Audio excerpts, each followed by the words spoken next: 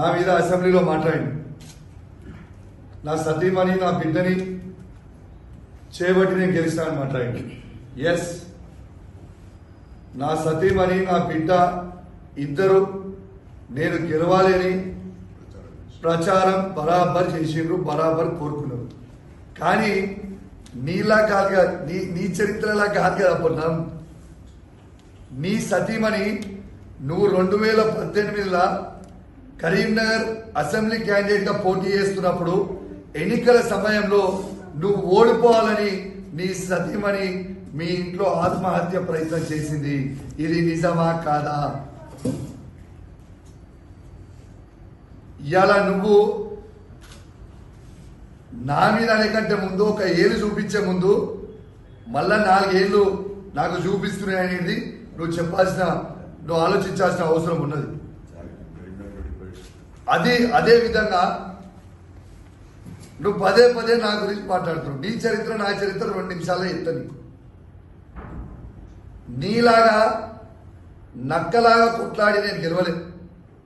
కేసీఆర్ గారి నాయకత్వంలో సింహంలాగా గర్జించి హుజరాబాద్ లో మళ్ళా బీఆర్ఎస్ పార్టీ జెండా ఎగిరేసిన యావత్ తెలంగాణ ప్రజలు మొత్తం, యావత్ తెలంగాణ ప్రజలతో పాటు భారతదేశం మొత్తం తిరిగి చూసేలాగా హుజరాబాద్ లో ఈటల రాజేందర్ని ఓడగొట్టింది ఎవరు అంటే అది కౌశిక్ రెడ్డి అని వినిపించేలాగా కనిపించేలాగా కేసీఆర్ గారి నాయకత్వంలో ఆడ గెలిచి చూపించిన.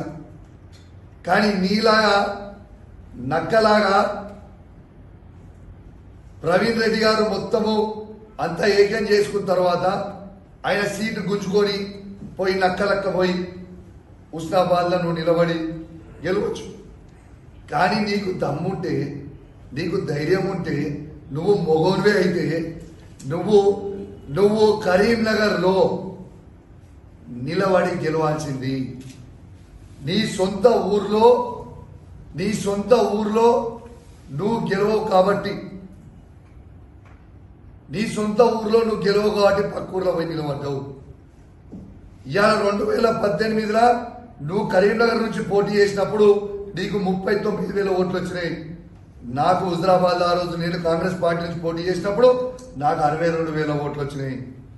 మళ్ళా అదే కరీంనగర్ పార్లమెంట్ మళ్ళా 2019లో నువ్వు కాంటెస్ట్ చేసినప్పుడు నీకు కరీంనగర్ పార్లమెంట్ లో డిపాజిట్ పోయినప్పుడు నీకు కరీంనగర్ పట్టణంలో నీ సొంత ఊర్లో నీకు 19,000 ఓట్లు పడి డిపాజిట్ పోయింది.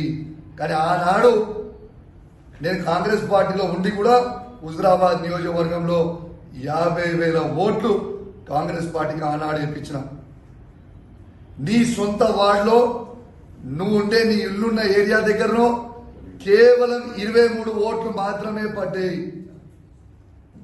కానీ నా సొంత ఊర్లో నాకు 1,500 మెజార్టీ ఇచ్చిండ్రు. నీ చరిత్ర అది, నా చరిత్ర ఇది. నీకు ఫైనల్ గా నేను చెప్పే కంటే ముందు, ముగించే కంటే ముందు, నా సతీమణి నా బిడ్డ నా హుజరాబాద్ ప్రజలు నేను గెలవాలని కోరుకున్నారు.